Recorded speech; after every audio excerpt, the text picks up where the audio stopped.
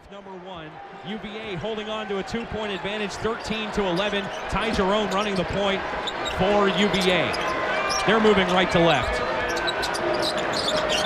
Jerome gets it off to Thompson, and it's stolen away. Another turnover for the Orange.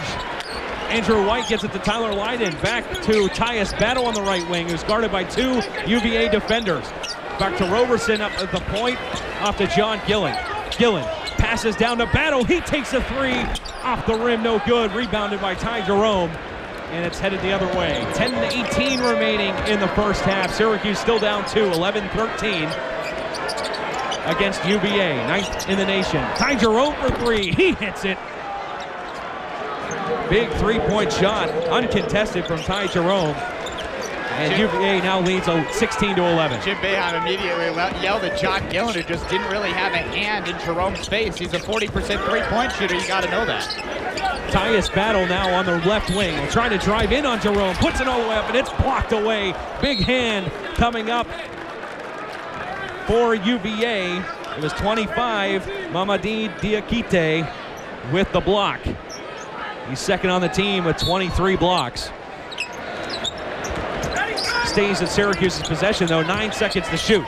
Andrew White on the left wing. Now down to 5 seconds. Takes a three. He hits it. Andrew White swishes it home, and it's a two-point contest again. 16-14 with 9:32 remaining in the first half. That's the first three-point shot for Andrew White in today's contest. Now down by 2 are the Oranges. Thompson is trapped inside his corner, gets it out to Ty Jerome. Not to be confused with Torian Thompson, it's Darius Thompson, number 51 for the Cavaliers.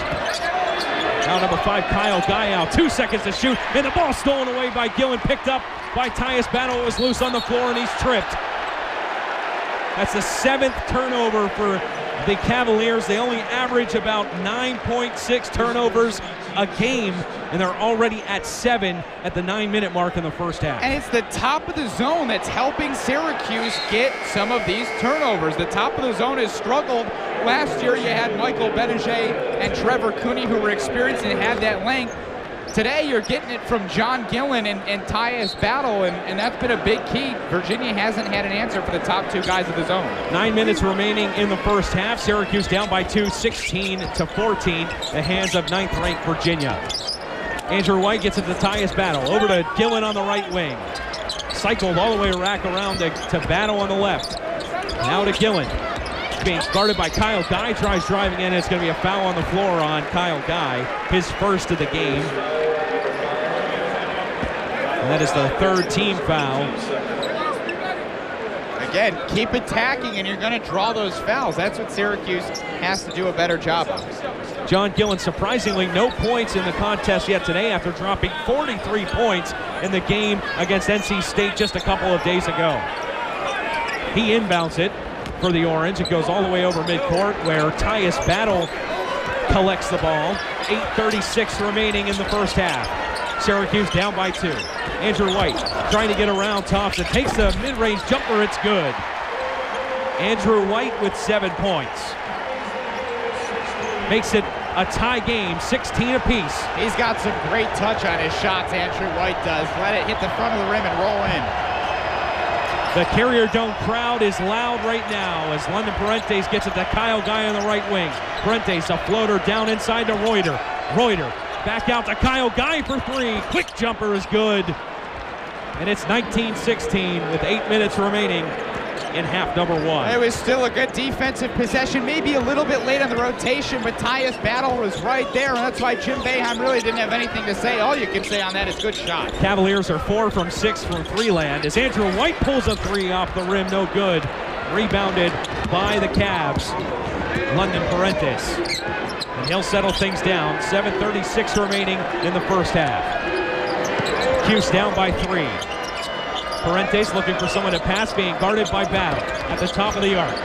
Now also by Gillen, gets it inside to Jared Reuter. Back to Parentes, he'll try to drive in, off to Reuter. Reuter looking for a pass, doesn't have anything. Busts inside, tries to get something going, it doesn't work. And Tyler Lydon comes up with the rebound. John Gillen at the top of the arc to Battle for 3. He sinks it.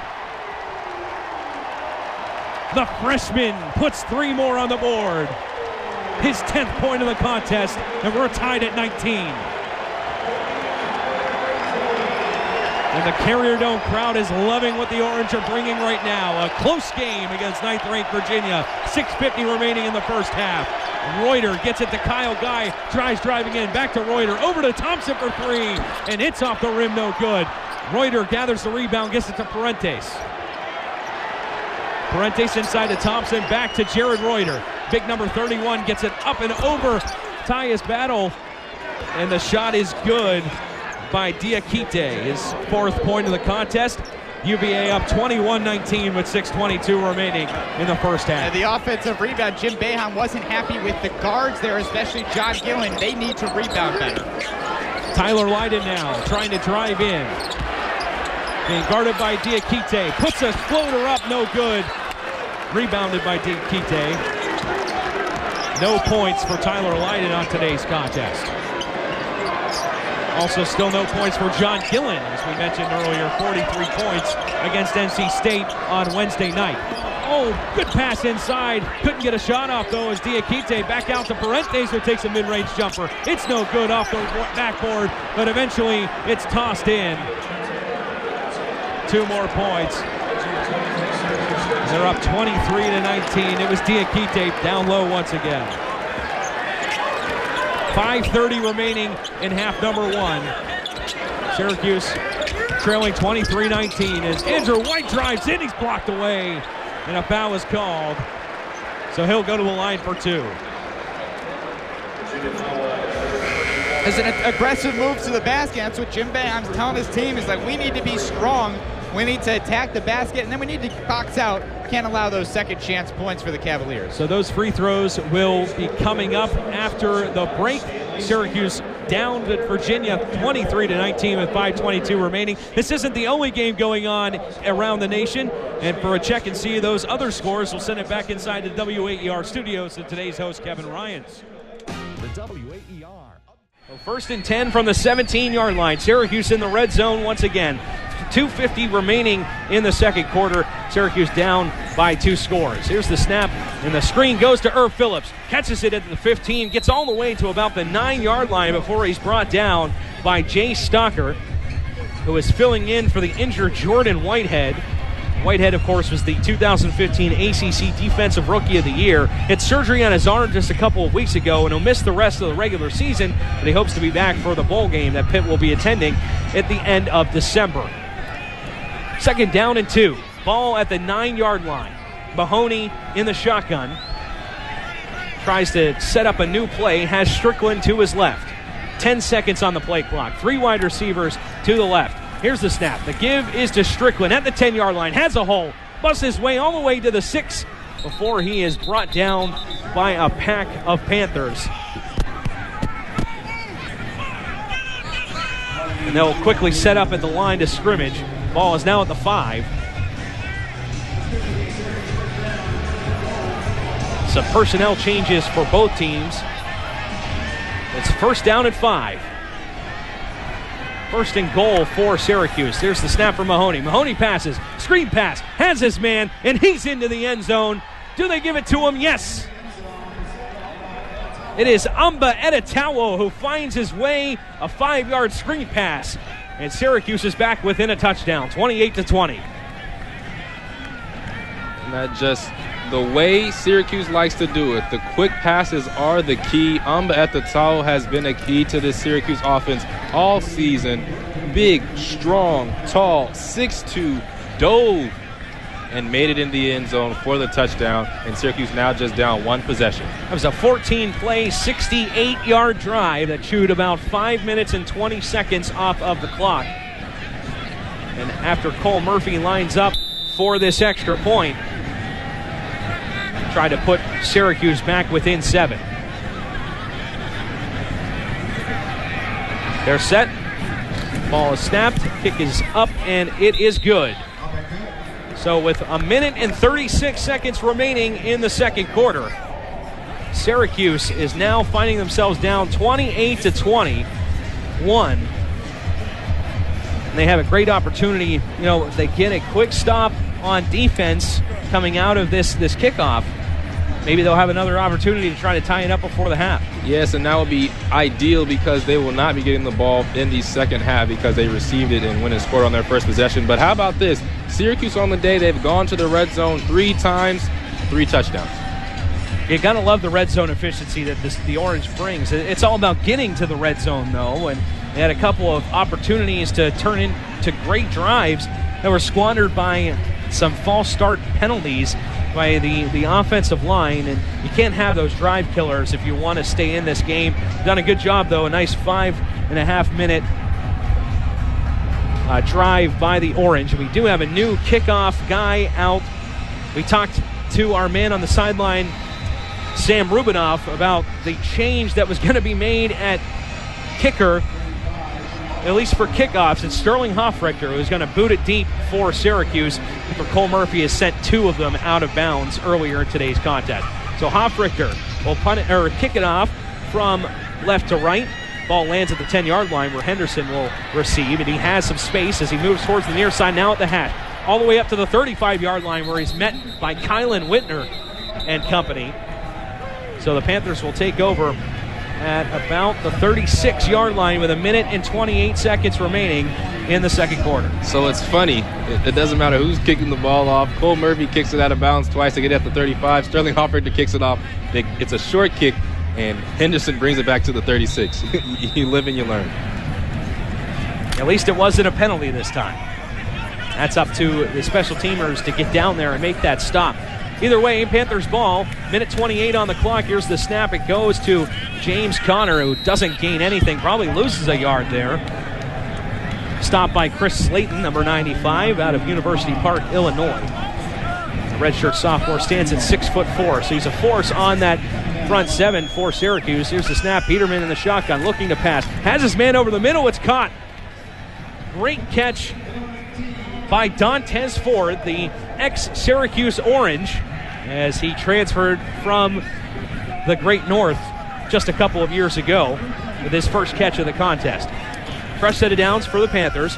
Here's the snap. The give is to Connor, and he's tripped up at about the 46-yard line. Cordell Hudson coming up with the stop. Now 50 seconds left on the second quarter clock. That shoestring tackle made sure that Connor did not break a very long touchdown run. There was nobody in front of him. Peterman in the shotgun, takes the snap, looking over the middle, scanning his option, has time, fires, hits his tight end at the 35. It's Scott Ordoff coming up with a nice catch right at the near side. The senior from Waynesburg, Pennsylvania, coming up with a nice ball. Moving the chains for the Panthers. Peterman still in the shotgun, takes the snap, looking back to pass, has time, rolls to the right. Trying to wave his receiver. He dodges a defender, and he'll take off himself just before the first down marker with 26 seconds on the clock, and a late flag flies. We'll see exactly what the call is here. Might be on the Syracuse defense for a little bit of unsportsmanlike conduct as Peterman was pushed out of bounds. Thanks, Eric. Well, tonight is the moment a lot of Orange fans have been waiting for. In less than 2 hours, Syracuse basketball kicks off the 2016 season from the Dome against Colgate. Head coach Jim Boeheim likes what he sees out of his point guards Frank Howard and John Gillen, but doesn't exactly know what he wants out of both of them yet. They're both good players. I think there'll be occasions we play them together some this year, but we'll see how it goes. I think we've got to figure out the best combinations, and that'll take a while probably for this team. I have some ideas, but it'll probably take a while. Boeheim and the Orange take the court tonight at 7. Be sure to stay with us for complete coverage of the game, starting with the GCA countdown to tip-off at 6:30, right here on the original home of the Orange, WAER. Meanwhile, tomorrow, the Dome is transformed into a football field once again as Syracuse hosts NC State for Military Appreciation Day. Dino Babers and Dave Doran both come into the contest with an identical 4-5 record and are on the outside looking in for a bowl berth. Our coverage starts with the GCA countdown to kickoff at noon, leading you up to game time at 12:30 right here on WAER. Earlier this afternoon, the men's cross-country team won its 4th consecutive NCAA regional championship and their 7th since 2009. They will defend the national championship for the 2nd consecutive year on Saturday, November 19th. Finally, the field hockey team looks to defend their national championship, and it all starts with round one of the NCAA tournament this weekend. Saturday at 11:30, third-seeded Syracuse hosts Harvard. I'm Jared Barton, WAER Sports. What an exciting afternoon from the Carrier Dome as Syracuse defeats conference rival Pittsburgh 77-66. 4 Syracuse players were in double-digit scoring after the game, including John Gillen, who had himself a double-double. Year one of the Dino Babers era comes to a screeching halt after a 76-61 meltdown at the hand of the Pittsburgh Panthers. Both teams were a part of history this afternoon. The 137 total points was the most points scored by any two teams in an FBS game. What a comeback by the Syracuse Orange as they take down the Virginia Cavaliers 16-15 here at the Carrier Dome. They were down by as many as 9 goals at one point. 11-2 was the score, and they made their way all the way back into the contest. Well, coming into the new hockey season, the Syracuse women's ice hockey team is projected to win the conference. Being ranked that high can be a lot of pressure for a team. Brianna is with beat reporter Luke McGrath for more on the start. What a victory it was for Syracuse and the Orange. They complete the upset of 17th ranked Virginia Tech 31-17. Coming up on OPP, we'll have full coverage of the game, including post-game sound, highlights, and reaction from our analyst. It's Orange Press Pass, and it starts right now. A familiar name is taking over for a Syracuse broadcasting legend. Good evening, I'm Jared Barton with NCC Sports. A big change is coming to the face of NBC's coverage of the Olympics, and it involves 2 famous sportscasters, both of them from Syracuse University. NCC Sports reporter Kevin Ryans is live in the newsroom with the story. We start off Austin Rivers coming down inside, slamming it home as Blake Griffin putting the Clippers up by 3. We move to the under 30-second mark in the second quarter, almost halftime. Carmelo Anthony for 3. He drains it. Melo ties the game up at 67. We skip to the end of the third quarter. Carmelo again bringing it down the court, gets fouled on the 3-point shot. The shot falls. He also makes the free throw. Spike Lee's happy with it. So is Phil Jackson. You got to keep those two happy. We go to the fourth quarter. Game's tied at 109 apiece. Derrick Rhodes driving in, gets the pass to Kristaps Porzingis, who slams it home. The Knicks are up by 2 at that point, but hold on, Spike Lee and Chris Rock. You shouldn't be celebrating too soon. 40 seconds left in the fourth quarter. Austin Rivers drives in. He misses the bucket, but DeAndre Jordan tips it in. Clippers go on to win 119-115. Carmelo Anthony finished the game with 28 points and 9 rebounds. Well, during the first quarter of last night's game, Knicks legend Charles Oakley was arrested for 3 counts of assault when he tried to approach the Knicks owner James Dolan. Police say that Oakley purchased tickets a few rows behind Dolan and was making comments towards the owner. Oakley wants to talk to Dolan about the direction of the team, but according to the former Knick, Dolan won't agree to the meeting. Oakley is scheduled to appear in court in March. Well, 10th-ranked Syracuse women's lacrosse program headed east to play 7th-ranked Princeton last night. They're trying to get back on the winning track after a loss to Notre Dame at the Dome on Sunday. Let's take a look at the highlights. Starting off with Riley Donahue, 2.5 minutes in, shoots one behind the goalie. It's 1-0 Syracuse, so that lead wouldn't last. It's now 5-1 Princeton at this point, when Emily Harris-Chuck dips in front of the netminder and scores, making it 5-2, cuts the lead to 3.